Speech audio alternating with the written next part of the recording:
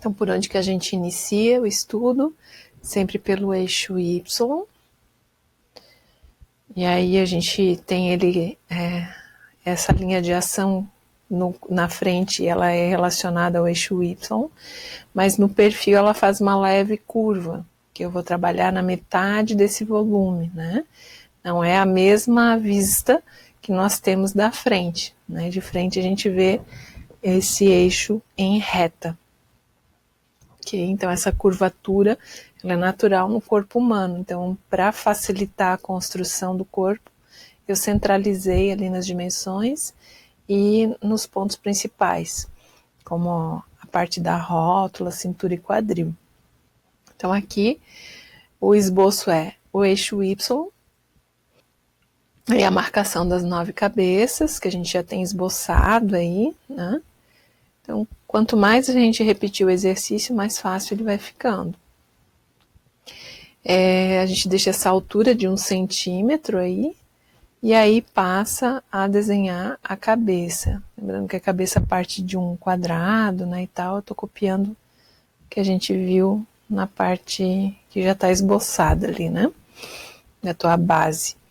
Então, o pescoço, agora, ele é cilíndrico, ele é centralizado no Y, e a 1 centímetro do módulo 8, que é o módulo das costas e pescoço aqui, a gente tem esse ponto, né, de identificação do pescoço. Então, para frente ele vai descer um pouquinho, nas costas ele sobe. Então, esse ponto que a gente marcou, que ele é a referência que vai conectar. Então, a linha do pescoço, cintura e quadril sempre. Agora, a gente vai tendo o giro do corpo, né? A gente vai ver somente um dos ombros, um dos seios. Então, nesse giro, a gente vai manter a altura desses elementos, observando que tem a cintura, por exemplo, está relacionada à linha 6, né? Que ela está centralizada, o círculo como de costume, mas esse meio corpo utiliza meia medida do círculo. Então eu vou projetar para esse movimento de curvatura inicial, eu vou projetar o círculo do eixo X para frente, ok? Então, se ele inclina o bumbum para trás, automaticamente a cintura ela é empurrada para frente, né? Se você fizer esse movimento, você vai perceber.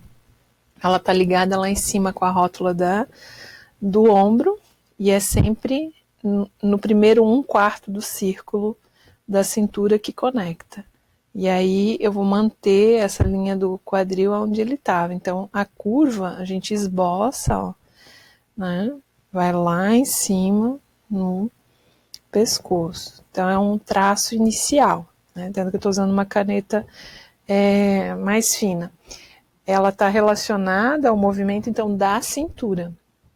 Então, a gente tem que observar, né? Eu estou inclinando o bumbum, mas a cintura também, nesse movimento, é projetada para frente, né? E observando nesse primeiro 1/4, que é conectado com a rótula aqui do ombro. Então, é esse esboço aí que eu fiz. Então, o que a gente entende?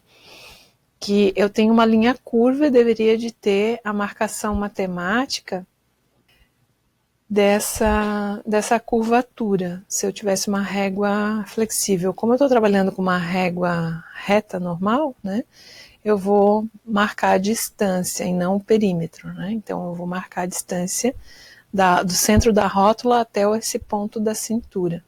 Então essa distância dá mais ou menos 4,4 aqui no meu. Eu vou projetar a rótula agora, ó, marco 4,4, vou girando a régua.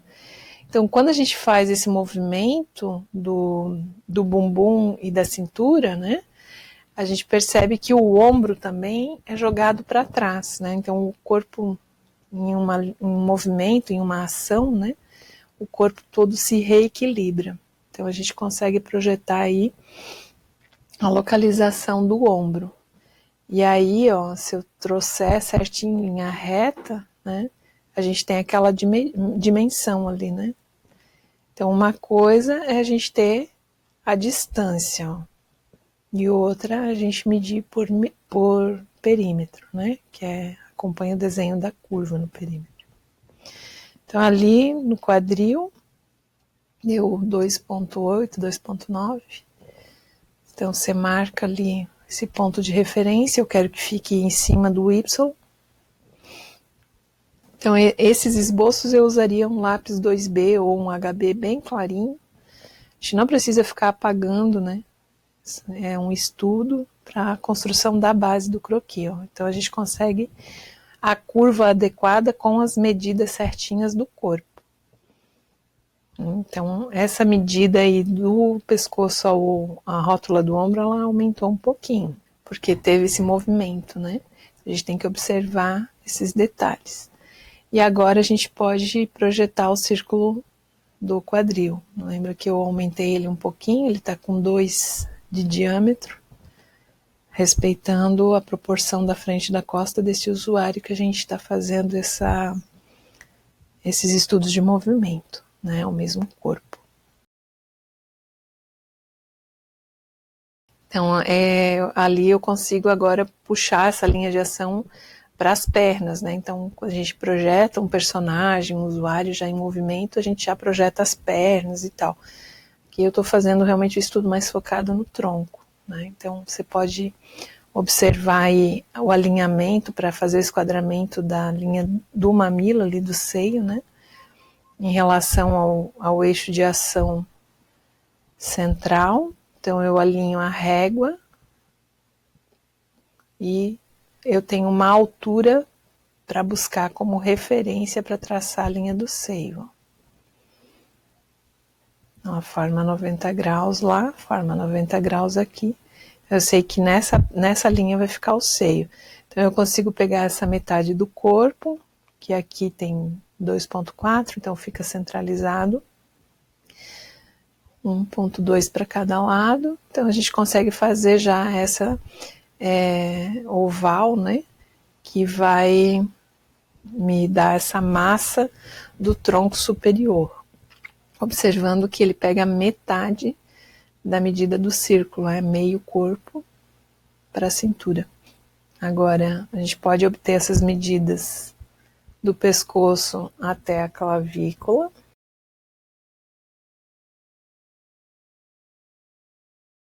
Então essa linha lá é bem importante, né?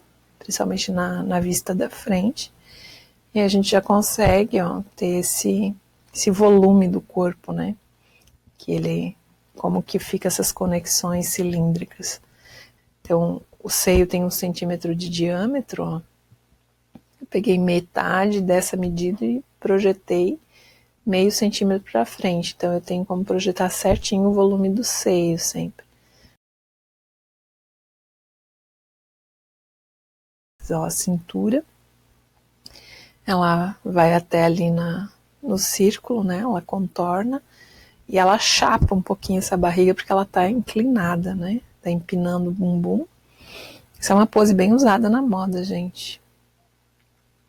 E outra maneira é a gente alinhar o eixo ali da cintura, esse ponto da frente, né? Tá alinhado esse círculo com o círculo aqui de baixo. Agora o quadril, ó, vou colocar certinho ali em cima. Estou usando uma folha mais fina do que o sulfite, que é aquela formulário contínuo, sabe? Aí facilita esse entendimento. Eu posso copiar, ao invés de ficar medindo tudo, eu posso copiar os volumes dessa estrutura inicial, do cano estrutural, né? Que já está desenhado. Então você vai esboçando possibilidades de movimento de perna e tal, e depois passa o nanquim. Então voltando aqui nesse meu esboço, eu já tenho ali o joelho no mesmo lugar, né? E o volume das nádegas, aqui da parte da virilha até o joelho. E lembrando, ó, que eu estaria fazendo essas conexões retas, né, do quadril até o joelho. E aí da articulação do joelho você pode ter outros movimentos, ela pode estar caminhando, pode estar em movimento parado. É importante imagens de referências também para a gente fazer essas projeções, tá? Então, aqui o joelho, ó, conecta na direção também do quadril. Ali a gente tem formando quase que um ângulo em 90 graus, né? Então, o nosso corpo natural não faz, ele é todo curvilíneo. Então, a gente agora faz o acerto dessas linhas também para passar a nanquim. Então, aqui estou marcando exatamente como está na base embaixo, onde está a localização do seio, o volume do seio que a gente projetou, aqui do quadril, né? O cânone estrutural. Eu acho super bonita essa pose. Aqui o pescoço, então agora é só passar as linhas que realmente você entende que fazem parte para essa pose, né? Então aqui a gente percebe que houve uma expansão nesse ângulo aí da cintura, ó. Ok? Né? O abdômen se abriu, um pouco esticou. Então esse é um movimento natural do corpo humano e possível, né? A moda, ela tende a fazer essas poses mais forçadas para os croquis, quando a gente tem um pouco mais de domínio. Então eu quero que vocês entendam bem esses pontos de referência, né, para poder fazer a projeção do corpo, e automaticamente você vai ter mais liberdade de projetar as roupas. Então aqui a linha de cava, ela acompanha sempre o mesmo movimento que foi feito na estrutura da base inicial do 9 cabeças. Aqui o bumbum a coxa está na frente da virilha, ó. Essa perna está na frente. Ela só vai até o abdômen ali, ó. A virilha, ela fica escondida, né? Então aqui a gente pode, na metade ali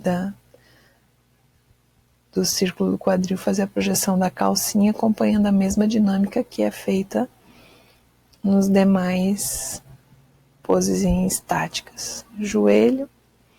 E aí aqui a gente tem uma linha, que é uma linha técnica, que marca a metade da coxa, por exemplo.